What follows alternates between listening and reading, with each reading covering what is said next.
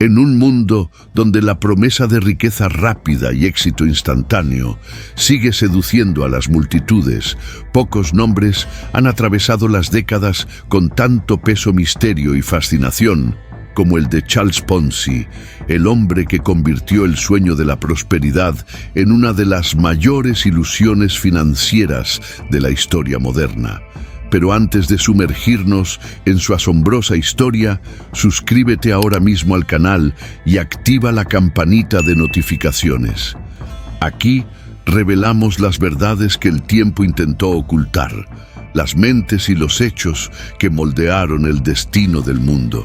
Si te apasionan las historias reales contadas con emoción y profundidad, este es tu lugar. Ahora prepárate, porque lo que vas a escuchar no es simplemente la historia de un fraude, sino una travesía sobre la ambición, el poder y la delgada línea que separa la genialidad de la destrucción. Charles Ponzi no fue solo un estafador, fue un soñador que creyó poder engañar al propio destino, y por un breve instante lo logró. Para entender su caída, primero debemos comprender de dónde vino ese hombre que se convertiría en el símbolo de todos los esquemas piramidales que existirían después. Charles nació el 3 de marzo de 1882 en Italia.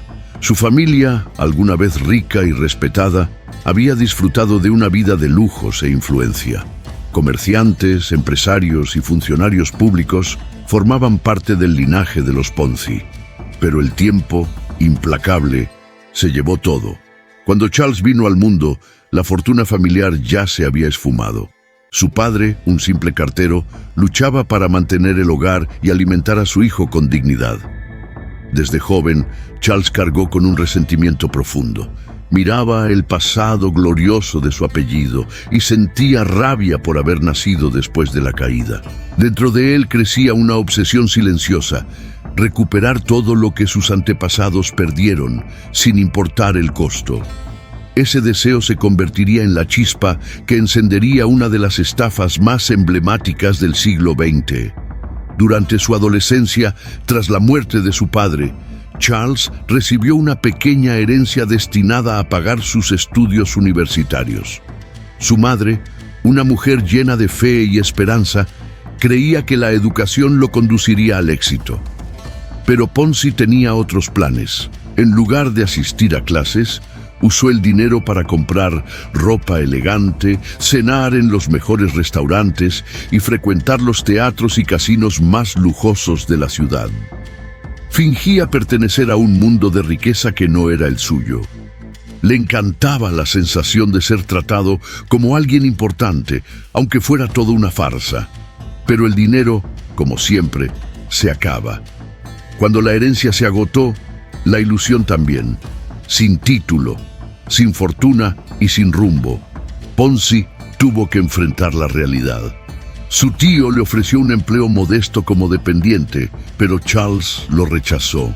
Trabajar de 9 a 5 era todo lo contrario de lo que él creía merecer. Entonces tomó una decisión que cambiaría su destino: emigrar a Estados Unidos, la tierra donde todo parecía posible. Era el año 1903. A los 21 años, Charles Ponzi desembarcó en el puerto de Boston con una maleta vieja, un inglés torpe y una ambición desbordante. Imaginaba que América sería el escenario de su éxito, pero lo que encontró fue un choque brutal de realidad. Sin dinero ni contactos, comprendió que aquel país no era el escenario de los sueños, sino un campo de batalla donde solo sobrevivían los más astutos. Para no morir de hambre, aceptó cualquier trabajo: camarero, pintor, vendedor, lavaplatos. Ninguno duraba mucho. Odiaba la rutina y despreciaba el trabajo manual. En su mente estaba destinado a algo grande, algo que lo haría rico, respetado y temido. Pero con cada despido y cada noche durmiendo en un banco, la realidad lo aplastaba un poco más. Hasta que decidió probar suerte en Canadá. Allí consiguió un empleo en un pequeño banco italiano llamado Banco Sarossi, donde comenzó a aprender cómo funcionaba realmente el dinero. Observaba con atención cómo la gente confiaba ciegamente en las instituciones y cómo la codicia humana siempre dejaba grietas. Sin embargo, el dueño del banco, Luigi Sarossi, prometía intereses imposibles de cumplir. Pagaba a los clientes más antiguos con el dinero de los nuevos depositantes.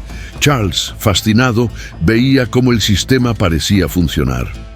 Hasta que un día colapsó. Sarossi huyó con el dinero, dejando a todos en la ruina.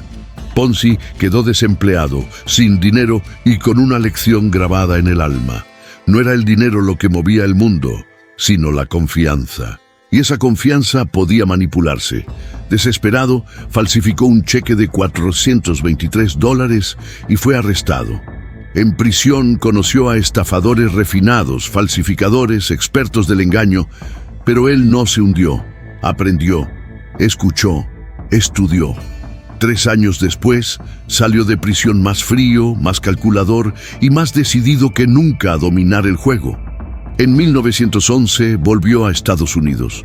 Intentó varios negocios, inmobiliarias, importadoras, tiendas.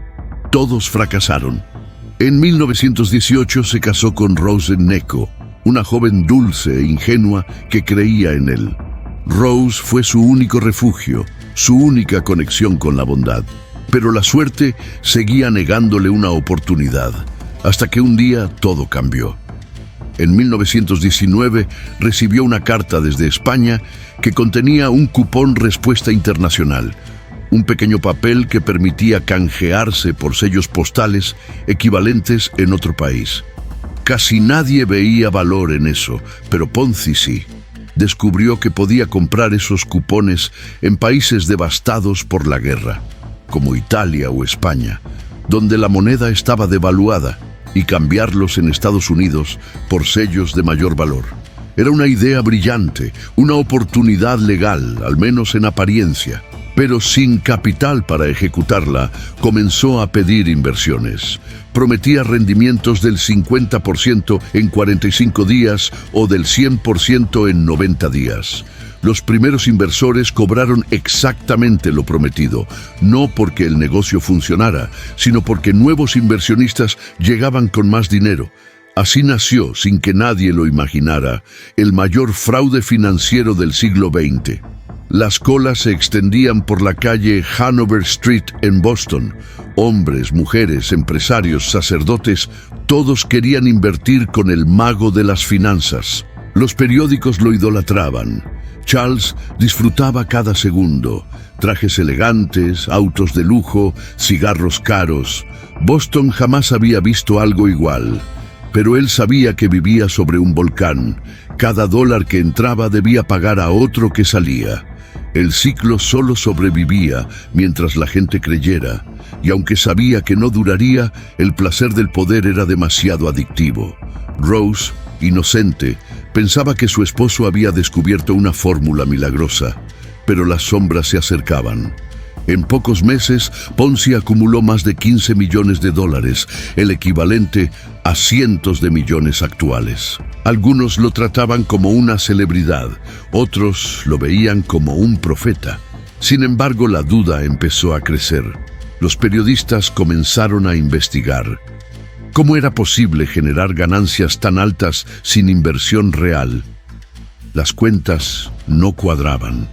Los informes llegaron al gobierno y finalmente el castillo de cartas se derrumbó.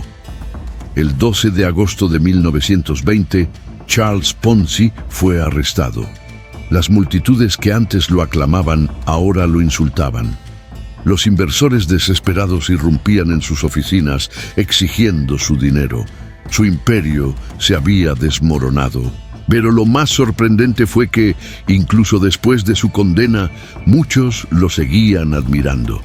Lo veían como un genio caído, un hombre que, por un momento, desafió las reglas del sistema.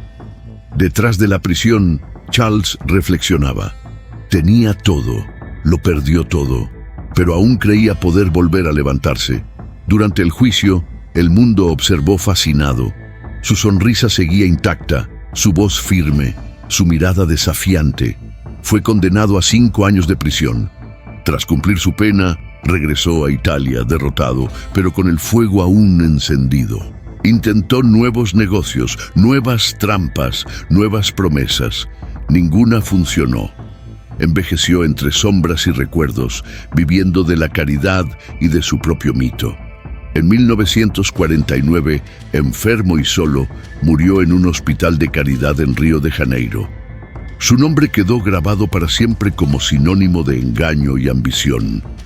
Pero, ¿es justo reducirlo solo a eso? Ponzi fue más que un estafador. Fue el reflejo de una humanidad que anhela creer, que desea atajos hacia la felicidad, que confunde esperanza con codicia. Él solo mostró lo que ya existía dentro de todos nosotros, la fe en lo imposible. Por eso, más de un siglo después, el esquema Ponzi sigue vivo.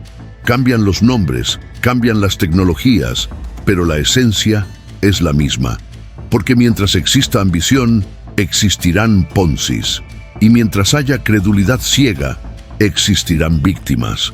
Pero hay algo en él que merece reflexión: su determinación, su fe inquebrantable en sus sueños, incluso cuando el mundo lo llamaba loco, nos recuerda hasta dónde puede llegar el ser humano por lo que desea. A veces, la distancia entre un visionario y un impostor es más delgada de lo que creemos. Y quizás eso es lo que hace que su historia sea tan fascinante y tan necesaria de contar. Si has llegado hasta aquí, este es el momento de suscribirte al canal, porque aquí no solo narramos historias, revelamos las lecciones que la historia intentó ocultar. Cada semana descubrirás personajes y sucesos que cambiaron el curso de la humanidad. Así que haz clic en suscribirte, activa la campanita y acompáñanos en esta búsqueda por la verdad, el poder y la ambición humana.